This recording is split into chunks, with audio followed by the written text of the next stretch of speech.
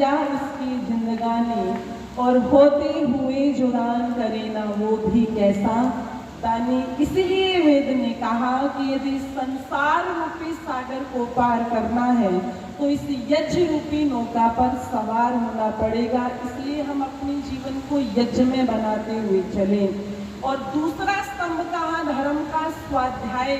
हम अपने जीवन के अंदर ऋषियों के द्वारा जो लिखे हुए ग्रंथ हैं हम उनका स्वाध्याय करें। आज समाज के अंदर जो पाखंड अंधविश्वास बढ़ा हुआ है ये स्वाध्याय ना करने से बढ़ा हुआ है। जब गुरु विरजानंद जी ने दक्षिणा मांगी थी, मैंने कल भी ये बात कही थी, उस समय विरजानंद जी ने भी यही कहा था, दयानंद आर्ष ग्रंथों की जगह अनार्ष ग्रंथों का पठन पाठन है और मैं चाहता हूँ तुम आर्ष ग्रंथों को स्थापित करो। उन्हें पता था कि जब तक ये अनार्ष ग्रंथ समाज से नहीं हटेंगे तब तक समाज से ये पाखंड अंधविश्वास मिटने वाला नहीं है। आज जहाँ पर वेद की कथाएं होनी चाहिए थी, जहाँ उपनिषदों की कथाएं होनी चाहिए थी, वहाँ पर भागवत की कथाएं हो रही है। जिस भागवत के लिए ऋषि दयानंद ने ये बात लिखी, जो इतने करुणा में थे, जिन्होंने अपने विष देने वाले को भी माफ कर दिया था, लेकिन ऋषि दयानंद ने भागवत के लिखने वाले के लिए बात कह दी थी, अरे ओ भागवत की कथा लिखने वाले को, तू अपनी माँ के गर्भ में मर जाता तो कितना अच्छा होता, ना तू पैदा होता और ना हमारे योगीराज कृष्ण को बदनाम करता। ये स्वाध्याय ना करने का परिणाम है जो वर्तमान समय में हम अपने महापुरुषों के प्रति उनको नाचते हुए देखते हैं।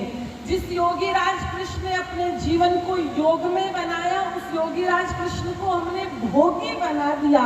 उनके नाम पर नाच गाने हो रहे हैं और सब आंखें बंद करके देखते रहते हैं, आनंद लेते रहते हैं।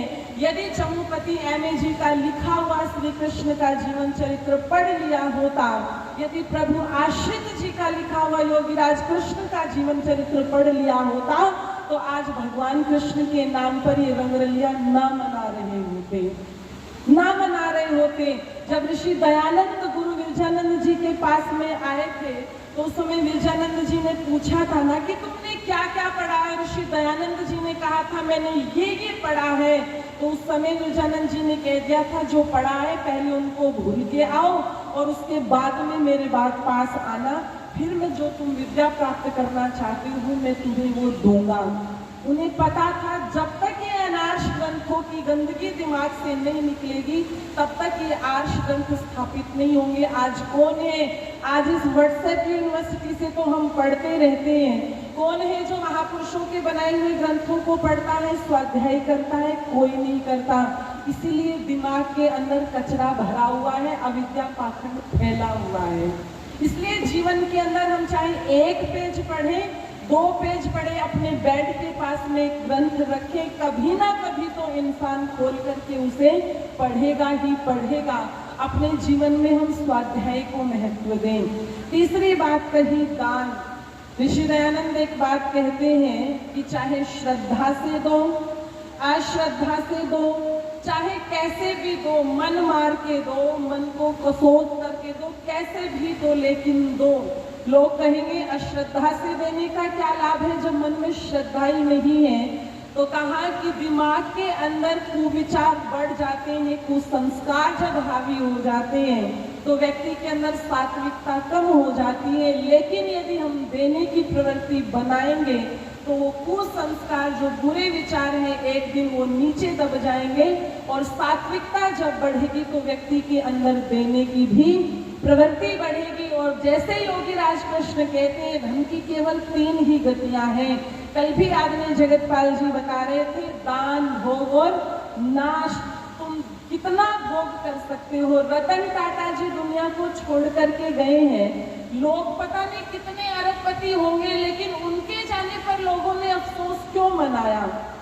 उनके जाने पर लोगों ने ये क्यों कहा कि दुनिया का वास्तविक रतन चला गया, जिसे टाटा कहना मुश्किल है? पूरा का पूरा सोशल मीडिया भर गया, लोगों के मस्तिष्क में ये बात आई कि वास्तव में दुनिया का रतन चला गया। क्यों? क्योंकि उन्होंने अपने जीवन में त्याग किया। उनको जाना जाता है कि वो अपने जीवन में इतना दान देते थे, वो चैरिटी करते थे। इसलिए निवेदन कर दूं आप लोगों के सामने, 3 तरह का दान होता है। व्यक्ति तन से दे, तन से दे, मन से दे और धन से दे। यदि परमात्मा ने किसी को सामर्थ्यशाली बनाया है तो वो व्यक्ति धन का दान करे। यहाँ पर आदरणीय जगदीश प्रसाद गुरेरा जी बैठे हैं। कभी आप इनके गांव गुरेरा में जाना, वहाँ की गौशाला को देखना, जिन्होंने गौशालाएं खुलवाए, स्कूल तक खुलवाए, हॉस्पिटल खुलवाए। वहाँ के लोग जब ये जाते हैं तो ऐसे इनको देखते हैं जैसे मानो कोई देवता उतर करके आ गया हो। जब तक त्याग नहीं होगा, जब तक आपके हाथों से दान नहीं होगा, तब तक आप पूजनीय होने वाले नहीं हैं। और निवेदन कर दूं, यदि आपके पास में धन नहीं है तो आप मन दे सकते हैं। ये कार्यक्रम यहाँ पर है जो कर रहे हैं, यदि आप उनकी पीठ के ऊपर थपथपाते हुए भी ये कहें कि आप बहुत अच्छा कार्य समाज के लिए कर रहे हैं, हम आपके साथ हैं, हम अपना तन देंगे, हम अपना मन देंगे, तो ये भी क्या होता है, ये भी दान ही होता है। परमात्मा ने जिसको जैसा सामर्थ्य दिया है हम वैसा समाज के लिए करते हुए चले।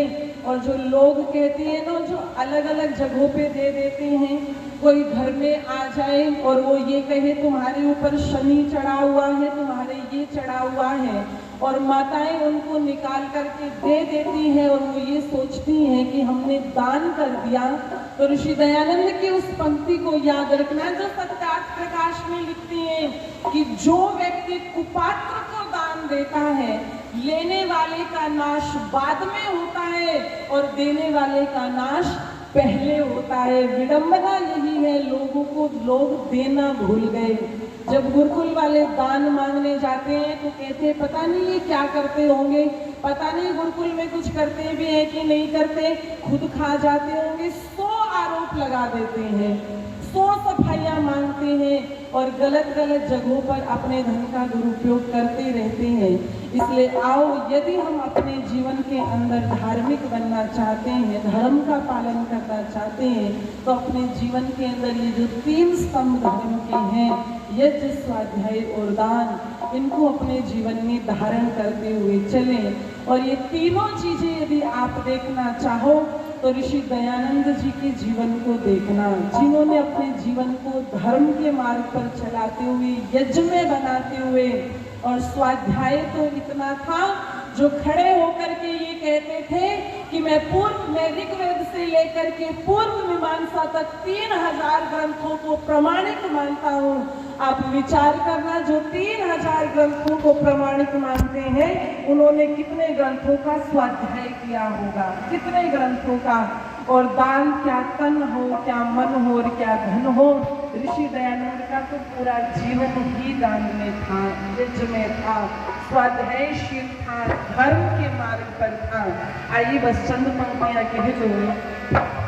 कौन हमें वेद का ये ज्ञान दे गया, देव दयानंद वो महान दे गया। कौन हमें वेद का ये ज्ञान दे गया, देव दयानंद वो महान दे गया। देव दयानंद वो महान दे गया। देव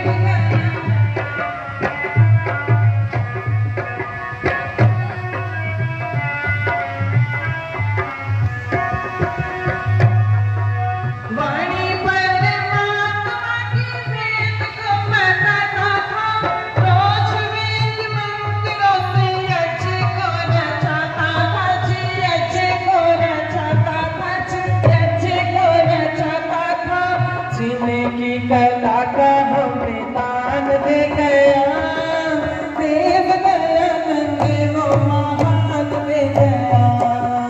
जीने की कला का हमें दान दे गया, देव दयानंद वो महान दे गया। देव दयानंद वो महान दे गया।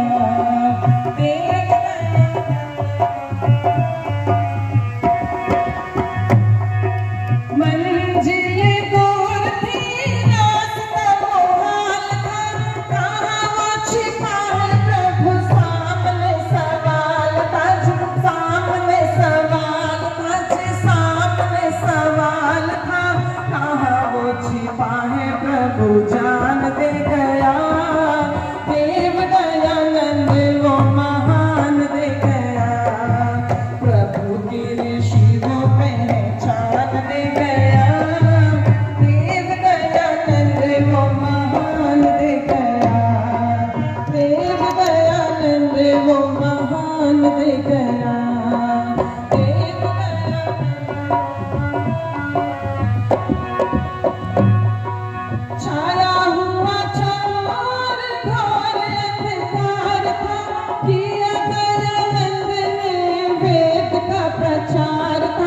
वेद का प्रचार था जी, वेद का प्रचार था। छाया हुआ चौर घोर अंधकार था, किया दयानंद ने वेद का प्रचार था जी, वेद का प्रचार था जी, वेद का प्रचार था। वेद का हमें वो एक भान दे गया, देव दयानंद वो महान दे गया। वेद का हमें वो एक भान दे गया, देव दयानंद वो महान दे गया।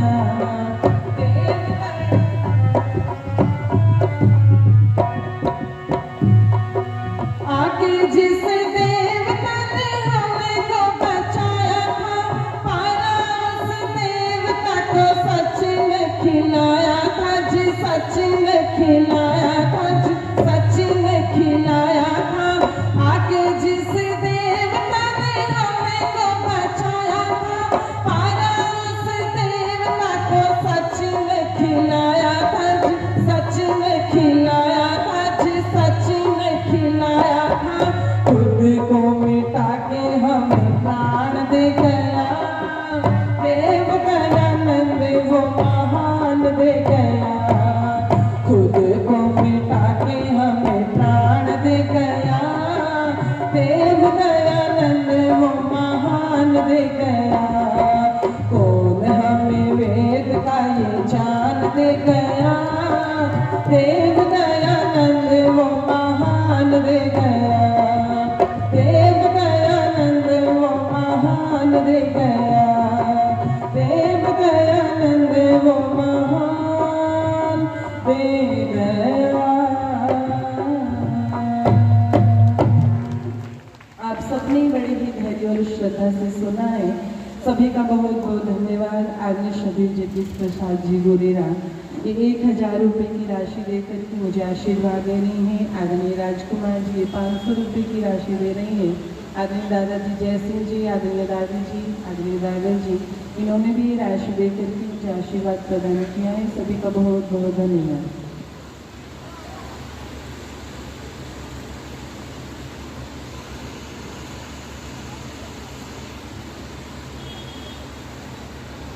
बहुत बहुत धन्यवाद कल्याणी जी।